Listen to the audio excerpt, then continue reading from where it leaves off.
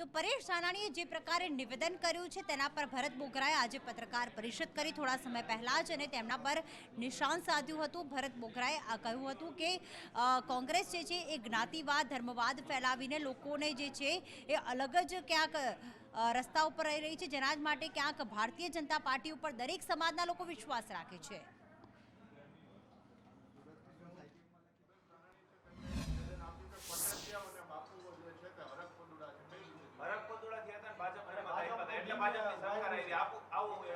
પરેશભાઈ ને મેં કીધું ને, ખાલી એક પરેશભાઈ ને આખો ગાણવો દાજેલો છે। રાહુલ ગાંધી થી લગાડીને પરેશભાઈ સુધી દરેક જ્ઞાતિ જાતિ વચ્ચે વય મનસ્ય ફેલાવવાનું કામ કરે છે। અમે ક્યારેય કોઈ જ્ઞાતિ માટે કોઈ વ્યક્તિ માટે ચર્ચા ચૂંટણીના ટાઈમે નથી કરતા। અમે વસુધૈવ કુટુંબકમની ભાવનાની વાત કરીએ છીએ। અને પટેલિયાઓ એ હરખપદુડા નથી, પટેલિયાઓ બુદ્ધિશાળી કોમ છે।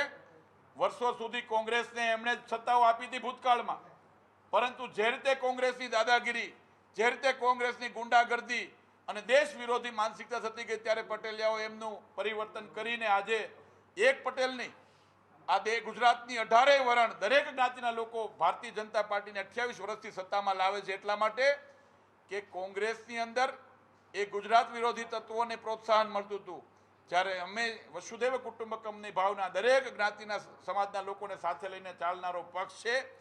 એટલા માટે અમારી વિચારધારા રાષ્ટ્ર માટેની હોય છે, અમારી વિચારધારા દેશના ભવિષ્યના વિકાસ માટેની હોય છે। એટલા માટે અમને બધા આશીર્વાદ આપે છે અને એમને જે બફાટ કરવો એ કરે। દેશની જનતાએ નક્કી કર્યું છે કે ભારતીય જનતા પાર્ટીને આશીર્વાદ આપવા છે અને અમને આપશે।